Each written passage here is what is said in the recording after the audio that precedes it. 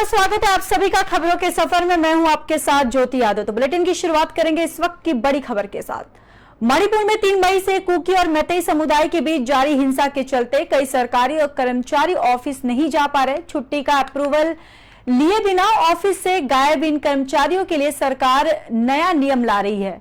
मणिपुर सरकार के एक अधिकारी ने बताया कि राज्य सरकार जल्द ही नो वर्क नो पे नियम लागू करेगी और सरकार ने सभी प्रशासनिक सचिवों से उन कर्मचारियों की डिजिटल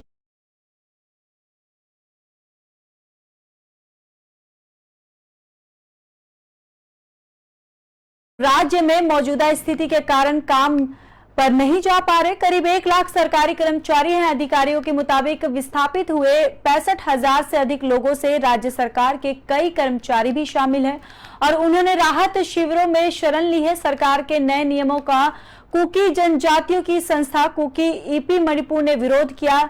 वहीं आईएम के महासचिव खेखाओ गंगे ने कहा कि मणिपुर सरकार अपने कर्मचारियों खासकर इम्फाल घाटी से भागे लोगों की जान जोखिम में डाल रही है। उन्होंने कहा कि इम्फाल वापस जाने का कोई रास्ता नहीं है। इम्फाल जाने का मतलब है कि कुकी लोगों की जान जोखिम में डालना। हिंसा के देखते हुए राज्य ने 30 जून तक इंटरनेट को पर प्रतिबंध बढ़ा दिया है। वहीं सर्वदलीय बैठक में गृह मंत्रालय ने हिंसा में अब तक 131 लोगों की मौतों की जानकारी दी है। वहीं 419 लोग घायल हुए हैं। आगजनी की 5,000 से ज्यादा घटनाएं हुई हैं। 6,000 मामले दर्ज हुए हैं और 144 लोगों की गिरफ्तारी हुई है।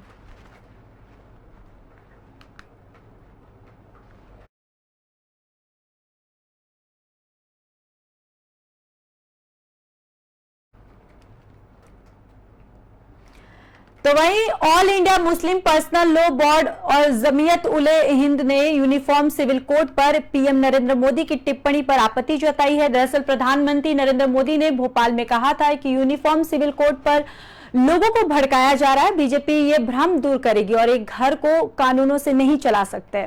वहीं मुस्लिम बोर्ड ने कहा कि पूरे देश के लिए एक समान कानून बनाना संविधान के खिलाफ है। सभी को अपने धर्म और संस्कृति का पालन करने का अधिकार है।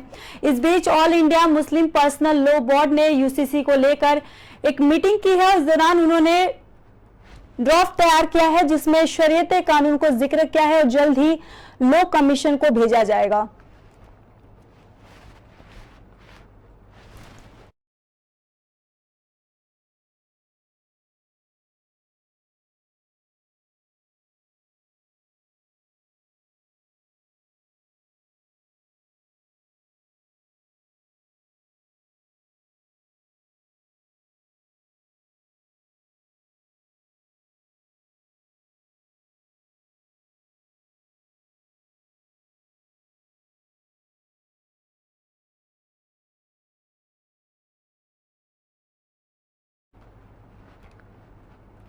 तो वहीं कांग्रेस नेता राहुल गांधी ने मंगलवार को अचानक करोल बाग पहुंच गए और मोटरसाइकिल मैकेनिकों से मिले और राहुल ने फेसबुक पर मैकेनिकों के साथ अपनी बातचीत की तस्वीर भी पोस्ट की है और लिखा कि उन हाथों से सीखना जो रीछ घुमाते हैं और भारत के पहियों को गतिमान रखते हैं। कांग्रेस पार्टी ने करोल बाग मार्केट पहुंचकर राहुल गांधी की तस्वीर शेयर करते हुए कहा कि यही हाथ हिंदुस्तान बनाते हैं। इन कपड़ों पर लगी कालिक हमारी खुददारी और शान है और ऐसे हाथों को हौसला देने का काम एक जननायक ही करता है। इससे पहले राहुल गांधी दिल्ली से चंडीगढ़ की यात्रा के दौरान ट्रक में यात्रा करते नजर आए थे। राहुल गांधी ने ट्रक ड्राइवर से कई मामलों पर बातचीत की और उनकी समस्याएं भी सुनी।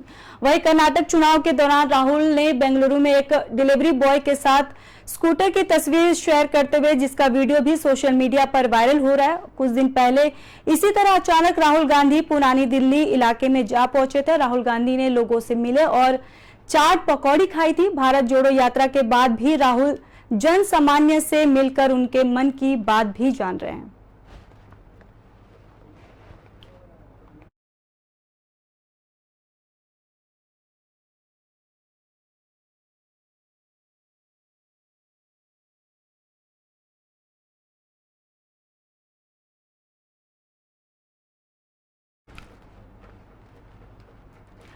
बढ़ते अगली खबर की ओर। असम में बाढ़ ने भारी तबाही लाई है और हर साल की तरह इस साल भी असम के कई इलाके टापू बन गए। रिपोर्ट के मुताबिक 20 जिलों में 1 लाख से अधिक लोग इससे प्रभावित हुए हैं।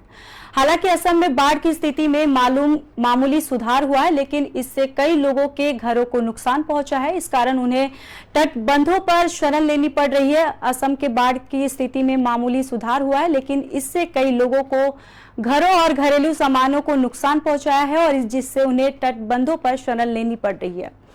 गगन तालुकदार नाम के एक स्थानीय ने बताया कि वह अपने परिवार के साथ 4 सदस्यों के साथ पिछले 5 दिनों से एक तटबंध में शरण लेने की मजबूर है, और क्योंकि विनाशकारी बाढ़ ने उनके घर और अन्य घरेलू सामान को पूरी तरह से क्षतिग्रस्त कर दिया है। गगन असम के बजाली जिले के डोलाई गांव शांतिपुर गांव के रहने वाले हैं।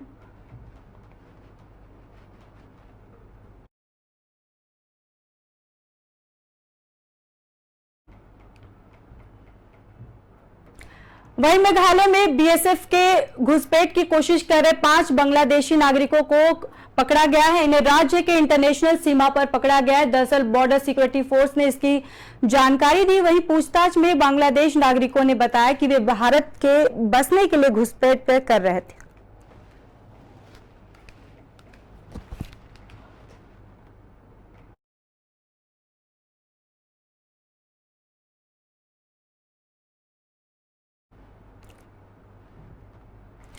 पश्चिम बंगाल की सीएम ममता बनर्जी के हेलीकॉप्टर की इमरजेंसी लैंडिंग के दौरान घायल हो गई। उन्हें बाएं कंधे पर, कमर और पैर में उनको चोट आई है। वहीं इलाज के लिए उन्हें कोलकाता के सरकारी एसएसकेएम अस्पताल ले जाया गया, जहां पर एक्सपर्ट डॉक्टर्स ने उनकी जांच की। जांच में ममता बाएं पैर के घुटने के लिगामेंट को चोट लगा है। वहीं आपको बताते चले कि उनके बाएं कूल्हे के जोड़ में भी लिगामेंट की चोट के निशान आए हैं। अस्पताल में उन्हें भर्ती होने की सलाह दी गई थी, लेकिन उन्होंने कहा कि वह घर पर ही रहकर अपना इलाज करेंगी।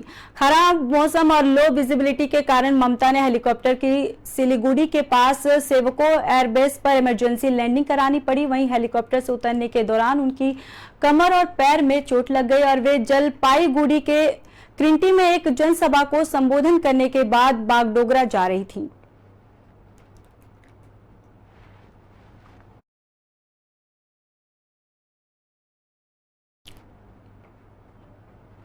तो वहीं अरविंद केजरीवाल के सरकारी बंगले के रिस्ट्रिक्शन विवाद के बीच अब सीएजी इसकी जांच शुरू कर दी है। भारत के नियंत्रण और महालेखा परीक्षण दिल्ली के मुख्यमंत्री केजरीवाल के आवास के रिस्ट्रिक्शन के दौरान हुई अनियमितताओं और उल्लंघनों की इंक्वायरी करेंगे। उपराज्यपाल वीके सक्सेना ने 24 मई को पत्र लिखकर बंगले के विशेष सीएजी ऑडिट की सिफारिश की थी। इसके बाद गृह मंत्रालय ने इस पर एक्शन लिया था। इसके पहले मुख्य सचिव ने 27 अप्रैल और फिर 12 मई को एलजी को इस बारे में अपनी रिपोर्ट सौंपी थी और इन रिपोर्ट्स के मुताबिक केजरीवाल के आवास को रिनोवेशन पर 33.49 करोड़ रुपए खर्च हुए थे। वहीं उनके ऑफिस पर 19.22 करोड़ रुपए खर्च किए थे। पुराने बंगले को रिनोवेशन के नाम पर गिराकर नया बंगला बनाया गया था। वहीं सीएजी ऑडिट की बात सामने आते ही आपने कहा कि इस फैसले में हताशा की बू आ रही है। बीजेपी को 2024 के चुनाव में हार की आशंका है। सीएम आवास पर पुनर्निर्माण खर्च की सीएजी जांच पिछले साल हो चुकी है और उसमें अनियमितताओं का कोई भी सबूत नहीं मिला है।